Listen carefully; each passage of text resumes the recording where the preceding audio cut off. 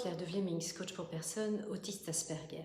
J'entame une nouvelle série de vidéos et elles vont être consacrées aux émotions. Et dans les prochaines vidéos, je vais commencer par vous parler de prise d'otage.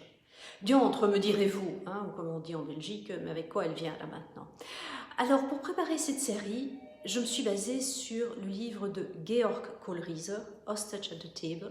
C'est un livre qui malheureusement n'existe plus en français et qui donc est disponible uniquement en anglais. Kohlrieser est un psychologue américain et il a travaillé pour la police et il était spécialisé dans la libération des otages.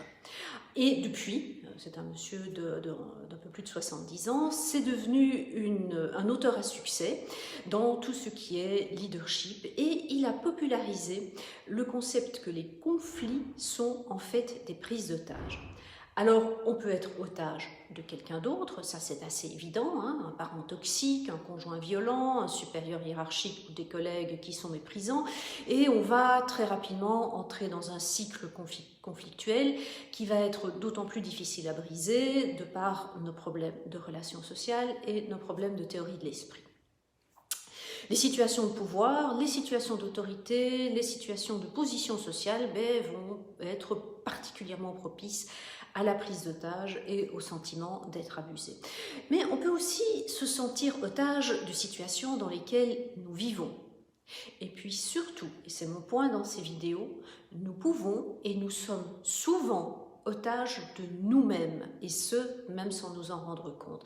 Nous sommes otages de notre émotion, de nos émotions, de notre état d'esprit, de nos habitudes, et Kohlrieser va même plus loin parce qu'il affirme que nous nous autorisons à être pris en otage, car face à une situation, il y a toujours plusieurs raisons possibles. Alors, être pris en otage, mais métaphoriquement, cela veut dire que l'on va se sentir manipulé, menacé, victimisé, et que nous donnons le pouvoir à l'autre ou à la part sombre de nous-mêmes, c'est-à-dire à nos peurs, à nos colères, à nos tristesses, plutôt que reprendre le pouvoir pour nous et affronter. Et nous avons donc la possibilité de concentrer nos efforts pour briser ce cycle en contrôlant nos pensées et en apprenant à contrôler la manière dont notre cerveau fonctionne.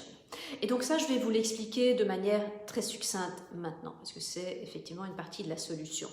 Donc vous le savez, notre cerveau dispose de deux hémisphères, le droit, qui est plutôt créatif et spatial, et le gauche, qui est plutôt logique et analytique. Notre cerveau dispose aussi de différentes zones. Il y a le néocortex, qui va procéder à l'abstraction, le cerveau limbique, qui va gérer les émotions, l'hippocampe, qui gère la mémoire, et puis il y a surtout le cerveau reptilien. Et c'est celui-là qui nous intéresse, parce que c'est la partie la plus archaïque du cerveau, et c'est elle qui gère notre survie. Et la plupart du temps, les informations qui arrivent à notre cerveau vont être traitées par le néocortex ou le cerveau limbique, donc tout va bien se passer. Cependant, quand on est face à un danger qui est réel ou supposé, une partie du cerveau, de ce cerveau reptilien, c'est une partie qui est appelée l'amygdale, va déclencher une réaction immédiate de fuite, de combat ou de blocage. Et les études démontrent que chez les autistes, l'amygdale est trop connectée, elle se met trop vite en action et c'est ce qui va nous donner des problèmes de contrôle de nous-mêmes et qui va nous rendre plus susceptibles d'entrer dans une relation d'otage. Alors, est-ce que ça veut dire que nous sommes absolument impuissants et que nous allons rester toute notre vie dans ce type de relation? Ben non, évidemment, on peut en sortir, sinon je ne serais pas là pour vous le dire. Et dans les prochaines vidéos, je vous expliquerai quelles sont les options qui vont s'offrir à nous pour mieux nous maîtriser. Voilà, ceci termine cette vidéo. Je vous souhaite une belle journée, une belle soirée et je vous dis à très bientôt.